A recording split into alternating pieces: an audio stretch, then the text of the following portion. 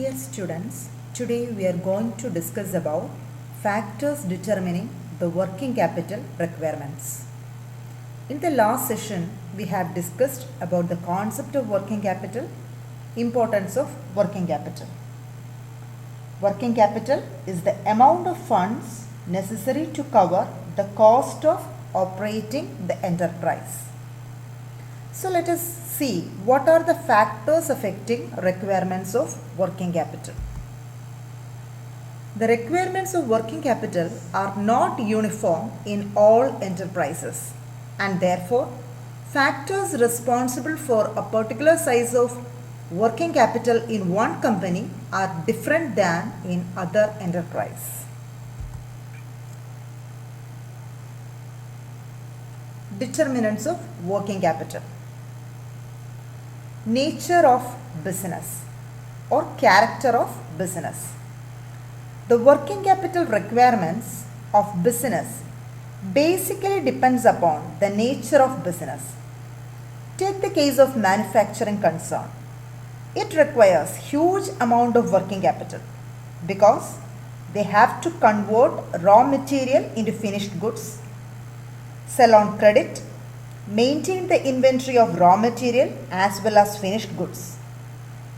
But in case of trading concern or retail shop, the requirement of working capital is less because length of working capital is more. But what about the case of wholesalers? As compared to retail shop, it requires more working capital as they have to maintain large stock and generally sell goods on credit, which increases the length of operating cycle. Second one, size of business or scale of operations. The working capital requirements of a concern are directly influenced by the size of its business or scale of its operation, which may be measured in terms of scale of operation. Greater the size of business, larger the requirement of working capital. Smaller the size of business, lesser the need of working capital. But in some cases, even a smaller concern may need more working capital due to high overhead charges or inefficient use of available resources, etc. Next, business cycle fluctuation.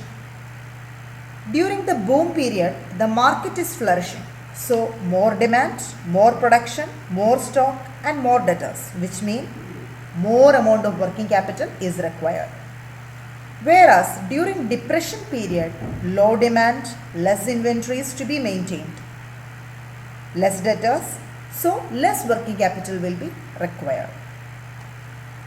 Next, seasonal factors. The working capital requirement is constant for the companies which are selling goods throughout the season, whereas the companies which are selling seasonal goods require huge amount during season as more demand. More stock has to be maintained and fast supply is needed, whereas during off season or slack season, demand is very low, so less working capital is needed. Technology and production cycle.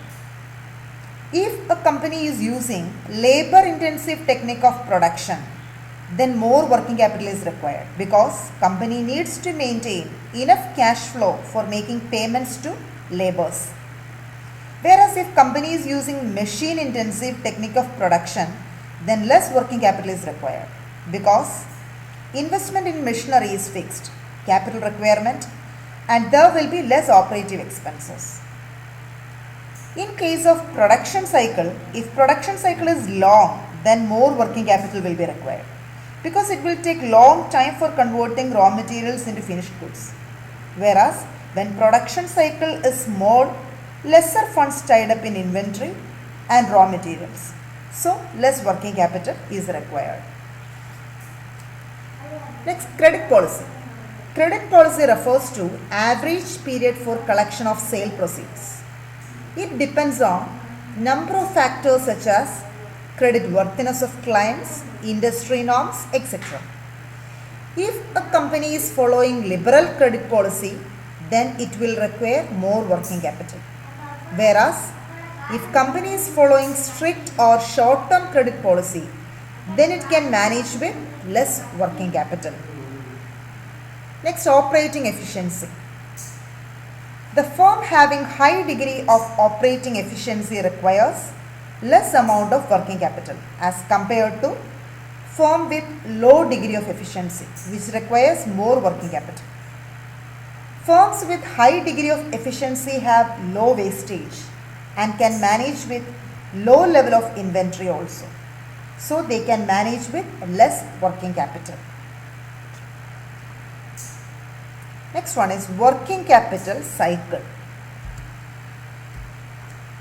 Working capital cycle, it refers to the time taken by an organization to convert its net current assets and current liabilities into cash.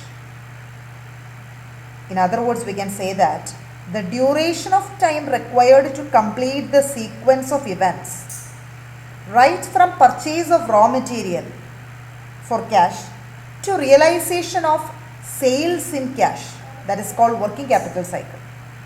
It is otherwise known as operating cycle. Working capital cycle reflects the ability and efficiency of the organization to manage its short-term liquidity position. Okay, this figure is related to working capital cycle in a manufacturing concern, where cash is needed to purchase raw material and convert raw material into work in progress. Again, it is converted into finished goods. Finished goods will be sold for cash or credit, and ultimately debtors will be realized. So this is the working capital cycle in manufacturing concern. So working capital cycle is the time duration between buying goods to manufacture products and generation of cash revenue on selling the products. Okay, take the case of non-manufacturing concern, such as wholesalers and retailers. They will not have manufacturing phase. They will have rather direct conversion of cash into finished stock, then again into accounts receivable, and then into cash. So this is the working capital cycle in non-manufacturing concern. Here cash is converted into finished stock, then that is again converted into accounts receivable. Accounts receivable is again converted into cash. In addition to this, some service and financial concerns may not have inventory at all. Such firms have shortest operating cycle. Their cash is just converted into accounts receivable. So working capital cycle is a measure of how quickly a business can turn its current assets into cash. Working capital cycle starts with purchase of raw material and ends with realization of cash from sale of finished goods. Hope that you understood today's session. Thank you.